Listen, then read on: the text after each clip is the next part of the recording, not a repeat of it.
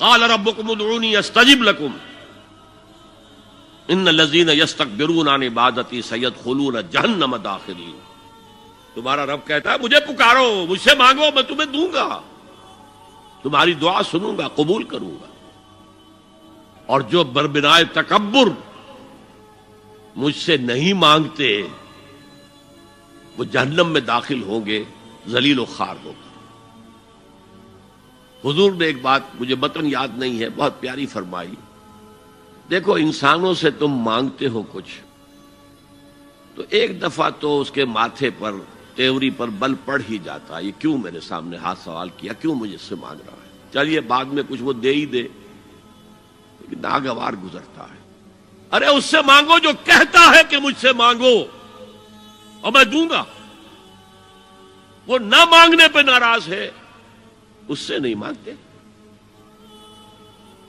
رات کے آخری ساعتوں میں، یا جسے آپ کہتے ہیں the small hours of the morning, حدیث میں آتا اللہ نزول اجلال فرماتے، جس کو ہم نہیں جانتے کیسے نزول ہوتا ہے.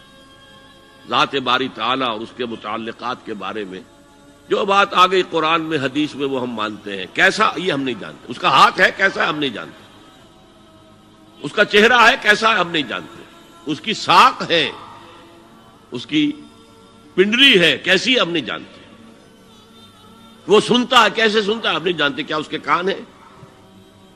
کیا اسے بھی ساؤنڈ ویوز کی ضرورت ہے سننے کے لیے؟ وہ دیکھتا ہے کیسے دیکھتا ہے ہم نہیں جانتے، وہ اترتا ہے کیسے اترتا ہے ہم نہیں جانتے. جو قرآن میں آ گیا حدیث میں آ گیا مان لیجئے بس. باقی یہ متشابہات میں سے ہے، اس کی کھود کرید میں پڑو گے تو فتنے میں مبتلا ہو جاؤ گے. ابتغاء الفتنة وابتغاء تاویلہ. لہذا حدیث میں آتا ہے کہ رات کی آخری ساعتوں میں اللہ سمائے دنیا تک نزول فرماتے ہیں اور پھر ندا لگتی ہے حل من سائل فاعطیہ، ہے کوئی سوال کرنے والا مانگنے والا کہ میں اسے دوں. حل من مستغفر فاغفر لہ، ہے کوئی گناہوں کی معافی چاہنے والا کہ میں اسے معاف کر دوں. ہم انٹا غفیل سو رہے، ہم تو مائل بکرم ہے، کوئی سائل ہی نہیں. راہ دکھلائیں کسے، رہنو منزل ہی نہیں، راہ کسے دکھا. اللہ کے راستے پر چلنے کا فیصلہ کرو، اللہ کی راہ میں جہاد کا فیصلہ کرو، پھر اللہ راستہ کھولے گا. والذین جاہدوا فینا لنہدینہم سبلنا. وہ لوگ کہ جو ہمارے راستے میں جہاد کریں، محنت کریں، مشقتیں کریں، ہم لازماً ان پر اپنے راستے کھولتے چلے جائیں. تو دعا شرک فی الدعا، مانگو صرف اللہ سے، اللہ سے، اللہ سے.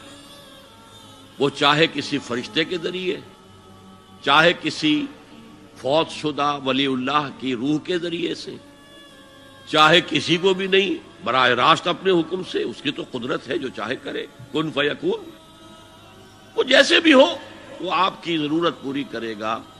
وہی ہے جو کہ مشکلات کو حل کرنے والا ہے، وہی ہے کہ رزق دینے والا ہے، وہی ہے